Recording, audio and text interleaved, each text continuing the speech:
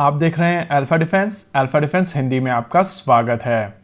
इस समय अगर भारतीय वायुसेना की बात की जाए तो उनकी स्क्वाड्रन स्ट्रेंथ काफी तेजी से नीचे जा रही है और करंट स्क्वाड्रन स्ट्रेंथ की बात की जाए तो ये 28 पर पहुंच चुकी है। देखिए, भारतीय वायुसेना की करंट सैंक्शन स्क्वाड्रन स्ट्रेंथ 42 की है, लेकिन पुराने एयरक्राफ्ट के रिटायरमेंट और नए एयरक्राफ्ट में आ रही डिले के चलते भारतीय वायुसेना की स्क्वाड्रन स्ट्रेंथ इस समय 28 पर पहुंच चुकी है। ये सिचुएशन भारतीय वायुसेना के लिए काफी डेंजरस है, लेकिन जितने रिसोर्सेज भारतीय वायुसेना के पास में हैं, उसके यूज को ऑप्टिमाइज करके भारतीय वायुसेना अपनी रिक्वायरमेंट को पूर्ण कर रही है। और इसी चीज को एयर मार्शल आशुतोष दीक्षित ने एएनआई के नेशनल सिक्योरिटी समिट के दौरान एम्फसाइज किया था। आइए समझते हैं इसको पूरी डिटेल में, ताकि इसके इम्पैक्ट को समझा जा सके। करेंटली भारतीय वायुसेना की मेन स्टे की बात की जाए तो ये Su-30 MKI है और इन फाइटर जेट्स के लगभग 12 से 13 स्क्वाड्रन्स इस समय भारतीय वायुसेना के साथ में ऑपरेशनल है। फिर बारी आती है मीडियम कैटेगरी के फाइटर जेट्स की, जिसमें 3 स्क्वाड्रन्स MiG-29 UPG की हैं और ये फाइटर जेट्स अपग्रेडेड है।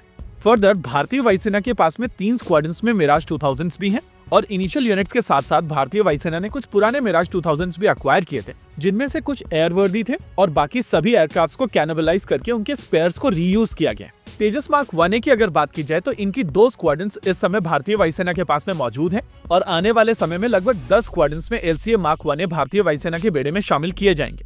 जैगुआर फाइटर बॉम्बर्स की अगर बात की जाए तो ये एयरक्राफ्ट लगभग 5 स्क्वाड्रन्स में भारतीय वायुसेना के पास में मौजूद है और इनमें से कुछ एयरक्राफ्ट के पास में नेवल स्ट्राइक कैपेबिलिटी भी है। भारतीय वायुसेना के क्राउन की अगर बात की जाए तो ये है 2 स्क्वाड्रन्स में रफाल फाइटर जेट और इन सभी को मिलाकर इस समय भारतीय वायुसेना के पास में 28 स्क्वाड्रन्स होती है। देखिए, सैंक्शन स्क्वाड्रन स्ट्रेंथ 42 की है, जो आगे चलकर और ज्यादा बढ़ाई जाएगी। अवेलेबल स्क्वाड्रन्स की अगर बात की जाए तो ये 28 है, यानी कि भारतीय वायुसेना 14 स्क्वाड्रन से शॉर्ट है।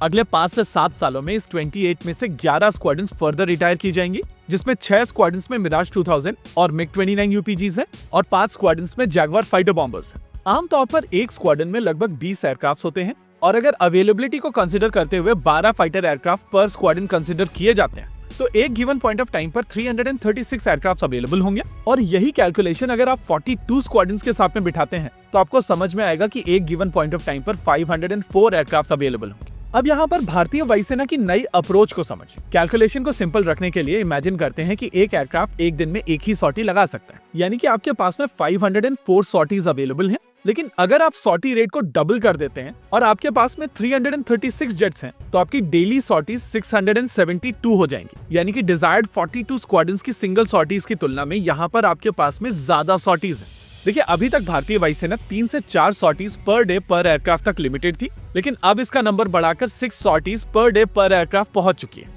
नेचुरल है कि यहाँ पर एक ऑब्वियस सा क्वेश्चन निकल कर आएगा कि ये चीज कैसे अचीव की जा रही है। देखिए, यहाँ पर सिंपल तरीका है, फोकस बढ़ाया गया है लॉजिस्टिक्स और मेंटेनेंस के ऊपर। फुलफिलमेंट को बेटर किया गया है, अराउंड द क्लॉक मेंटेनेंस से मेंटेनेंस साइकिल को शॉर्ट किया गया है।